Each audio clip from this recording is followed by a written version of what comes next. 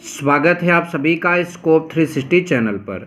यदि आप सभी को इलाहाबाद यूनिवर्सिटी में प्रवेश लेना है तो इस वीडियो को पूरा शुरू से अंत तक ज़रूर देखिए, क्योंकि इस वीडियो से हम आपको बताएंगे कि आपको इलाहाबाद यूनिवर्सिटी का जब फॉर्म भरेंगे CUET में तो सब्जेक्ट किस तरह से आपको सेलेक्ट करने हैं, ये पूरी बात यहाँ पर मैं आपको समझाने जा रहा हूँ। देखिए, आपको प्रवेश किस यूनिवर्सिटी में लेना है? इलाहाबाद यूनिवर्सिटी में।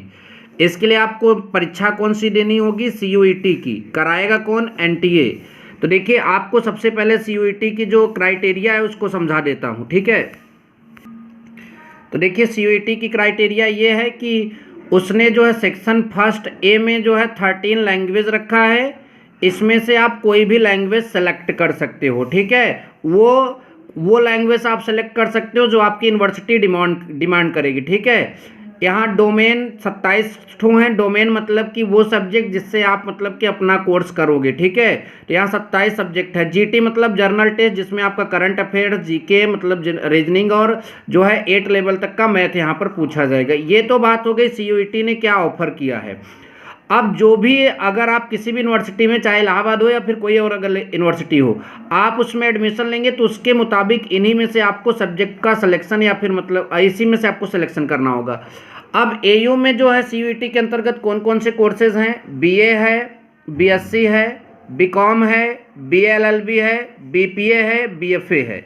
एक बात क्लियर करना चाहूँगा, BEd और LLB यहाँ पर CUET में नहीं ऑफर है, ठीक है। अब BA कोर्स के लिए मैं यहाँ एकदम संक्षेप में बता दे रहा हूँ। पहला तो आपको पहले पार्ट से 13 लैंग्वेज में से हिंदी या फिर अंग्रेजी को सेलेक्ट करना ही करना होगा। लैंग्वेज टेस्ट आप सभी को देना ही देना होगा। दूसरा, 27 डोमेन है तो इलाहाबाद यूनिवर्सिटी के सब्जेक्ट कॉम्बिनेशन में, जो इलाहाबाद यूनिवर्सिटी आपका सब्जेक्ट कॉम्बिनेशन बनाता है, उसमें जितना दिया गया उसकी ऑफिशियल वेबसाइट पर मिलेगी, ठीक है। उसमें से 6 सब्जेक्ट लेना है। जो CUET में 27 है उसमें से नहीं, जो इलाहाबाद यूनिवर्सिटी में मतलब के सब्जेक्ट हैं उसमें से आपको कितने लेने हैं? 6 ठो, ठीक है। यानी 6 का सिलेक्शन करना, 6 का एग्जाम नहीं देना, लेकिन सिलेक्शन आपको 6 का करना है। फिर GT जनरल टेस्ट का पेपर आपको देना ही देना होगा। BSc कोर्स के लिए बहुत सिंपल है, बहुत सिंपल है। हिंदी या फिर अंग्रेजी आपको सेलेक्ट करना ही होगा लैंग्वेज में। डोमेन में आपको जो है, डोमेन जो है उसमें कम से कम 2 और अधिक से अधिक 6 डोमेन सेलेक्ट करने होंगे। ये आपका, देखिए, ये इसलिए किया गया क्योंकि जो है कुछ लोग मतलब कि देखिए, यहाँ पर कुल मिलाकर 2 डोमेन या फिर 6 डोमेन, कम से कम 2 और अधिक से अधिक 6 डोमेन लेने होंगे।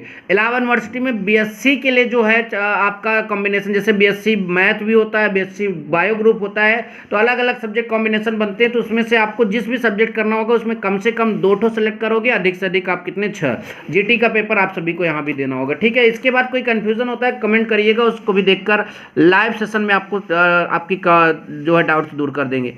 BCom के लिए एकदम सिंपल है, हिंदी और अंग्रेजी का टेस्ट देना ही देना होगा आपको।